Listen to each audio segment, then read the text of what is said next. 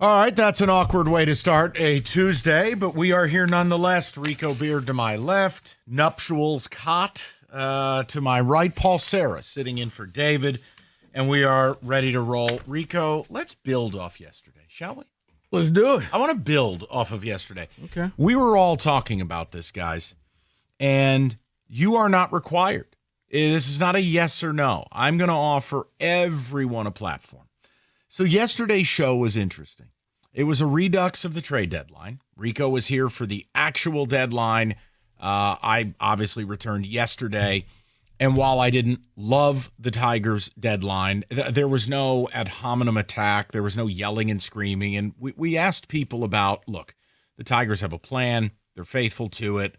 It kind of is Tampa Bay-esque with a bigger payroll. But they're not all in to win a World Series. If you're not willing to give up anything of consequence, you can't claim you're all in. So it was interesting is that by the phone lines, people were upset. Mm-hmm. By the ticket text, it was the blind defense, the gaslighting, and the straw man arguments. So we, as a show, pre-show talked about this, and it is okay. We talked about how the Pistons, the Wings, the Lions, and the Tigers, it's very similar. Rico, you the brilliant Coney example, the Monday summit over the scramble. Correct. Don't you dare make a bold move. You'll make the rest of us look bad. So here's what I want to ask. You, Kenny, Paul, and obviously you, the listener. From an urgency standpoint, does every team in this town need to be more urgent? No team in this town. You're totally happy. No, you radio idiots. Or somebody, a team or two. I want you in a Festivus airing of the grievances. I want you to tell me who you believe should be more urgent in their operations in this city. 4 professional teams. All, some, none. And I leave it to you. Okay. Now, as a show, you and I can talk through this and find what we believe is consensus. Do you believe the Tigers should be more aggressive? Yes or no? Yes. Okay, I agree. Do you believe the Lions should be more aggressive? Yes. Okay, I agree. Do you believe the Pistons should have been more aggressive? No. Okay, and guess what? For the sake of not getting into a quarrel here, I can make a case that you're not wrong. So I'll say, fine enough. The Red Wings. Yes. Okay, we move on. So, yeah, because here's the thing. The Lions, absolutely. The Tigers stumbled upon they needed to be more aggressive. I don't think that they thought coming into the season they were going to be sitting where they are, but then things changed, and you were there, and you were sitting at the head of the table, and you better learn how to carve the turkey because we're all hungry, and we're waiting for dinner. And they're just sitting there with a knife and a fork in their hand like, I don't know what to do. Well, instead of handing you turkey, I think they had a nice couple of dinner rolls at the deadline. I mean, Finnegan's going to help you. Morton's going to help you. The rest, whatever. But, okay, 3 of 4 would be you and I's consensus. Kenny? Yeah, I'm 3 of 4, if not 4 of 4. I've always been a fan of the Pistons also spending. I mean, I'm a newly minted Pistons fan, I guess. Yeah, I think... Shocking, considering your feelings. Yeah, well, there you go. There's that. Second day in a row, immediately. Okay, so, but no, the Red Wings, I think for me, with a bullet, is this. Actually, the Red Wings are the second most to me. The Lions are the first. Because I look at it as who's closest to winning all of it. We talked yesterday about championship expectations. We talked yesterday about we need a champion again in the city. It's been how long for each team? You gave the year of each team winning an actual title. Yeah. If you have a team that's close to one, you need to take advantage of that window. The Lions have shown you, yes, we always joke about, they were a half away from a Super Bowl. Sure, that's funny enough, but they are the closest. They've been the closest. So I think the urgency needs to linger there before any other team. Okay, so people, I'm asking you. The ball is in your court. You have 4 professional teams in this town. Who needs to be more aggressive, in your opinion? Is it everybody? Is it nobody? Because what I will tell you is this. I do feel like there is a portion.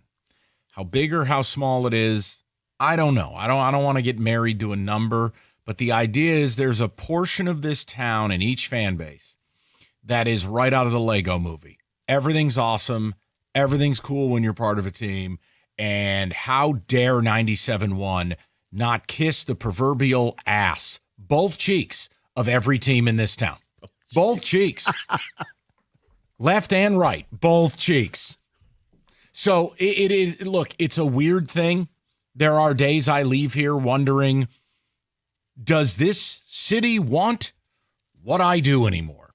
I mean, clearly it's not an issue with ratings. I'm talking about just the idea that every day when you critique a team, which is what being a fan is, versus a bathwater drinker and making excuses for teams. You don't become a spokesperson for the people. Correct. Well, and look, it's weird because, Rico, I really didn't think I did a lot of criticism of the Tigers trade deadline, and it was just this gaslighting straw man argument. I mean, we had one guy call in yelling at you about McGonigal when we've openly said there is no way you would trade McGonigal. It's not happening.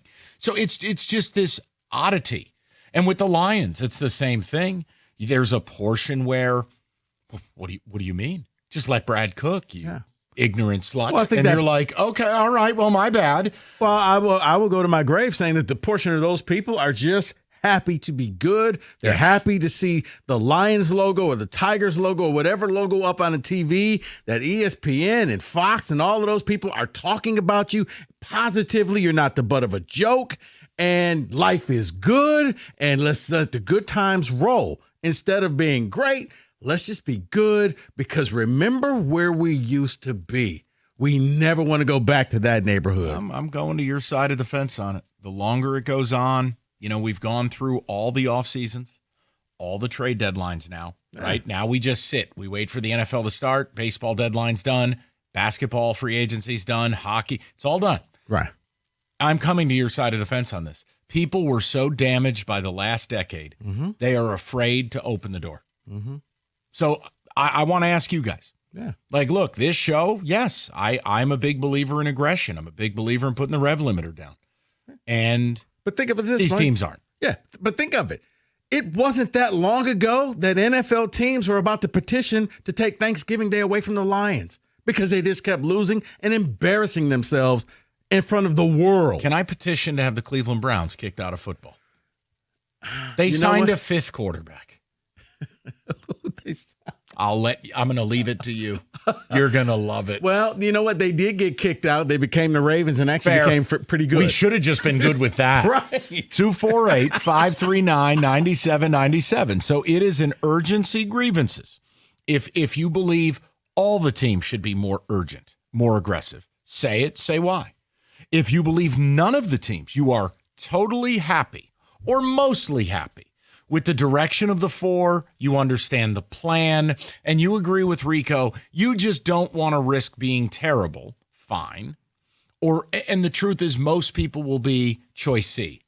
Some of these need to do more. Who is it and why? I really want to build on yesterday's show because, again, I can't say it any clearer. I don't hate the Tigers deadline. I don't love it. It's meh. They got some stuff. In no way did they get worse. I don't think they're exponentially better. They were already good.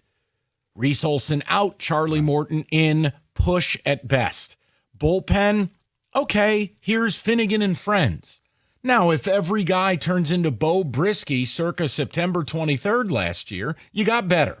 But I mean, how am I going to say that? Right. So go ahead. Well, no, and what frustrates me, like with the Lions, is the amount of money that you still have under the cap, and you're worried about years from now, and you're worried about paying this guy. It's like, okay, but you could have used that for this season. Like you could have gone out and spent the money, even if you just signed a bunch of people on a 1-year deal, and they're gone. You get the money back next year to spend on Aiden and whoever else you want to bring back. Or yes, with the Tigers, it's like, okay, now all of a sudden here you are with a 9-10 game lead in the division. You're going to win this thing. So are you really focused on trying to beat the better teams in the playoffs or not? But it's why we talked about yesterday. Brad Holmes talks about we want to be good long-term, sustainable. Scott Harris says it. Again, no one is saying your teams don't want to win a championship. That is not what I'm saying. I'm saying there are certain franchises. I think Philadelphia in football, baseball, certainly the two. It is burning to win. It's an obsession. It's the only thing. I don't think that's the case here. I think if they win a championship as a part of their plan, all the better. Everyone celebrates. Yeah. But you can't tell me you're all in. I don't think you can tell me the Lions are all in. I don't think you can tell me the Tigers are all in. Certainly the Wings are not all in.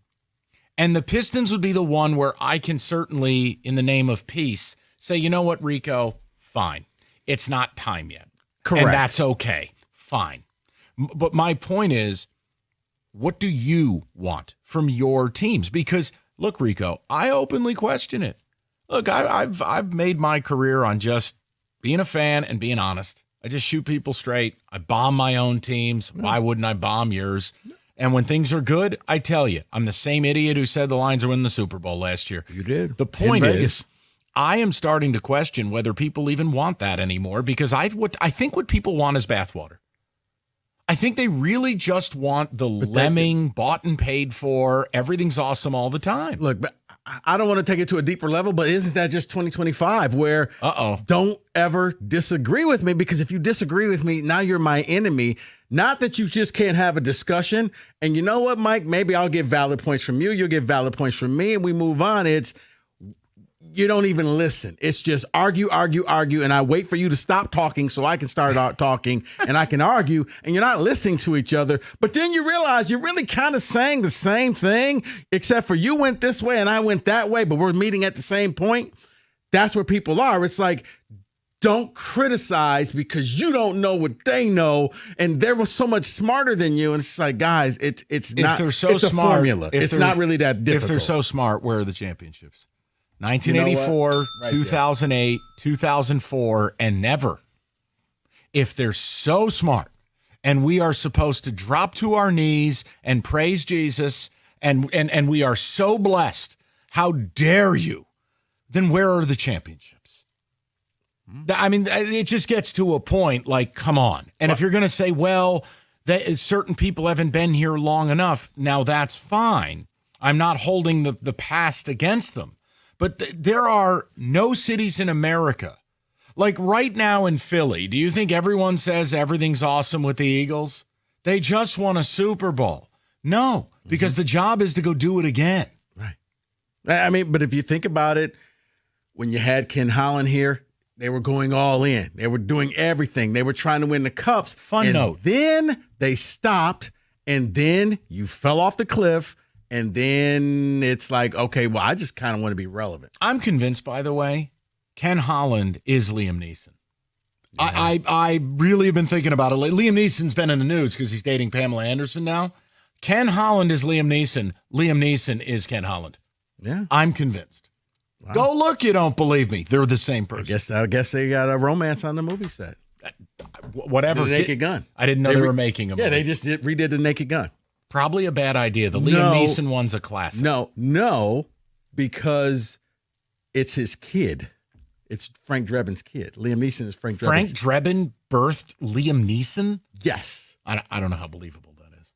Okay. They actually have a setup that it's funny. Okay, you've already seen this, No. But I saw the trailer, and it's like everybody from the original movie had a kid like outside looking at their picture saying, "Dad, I'm going to make you proud." Who's OJ's kid? And there was a kid who was OJ's kid. He just looked at the camera and was like, "Nope."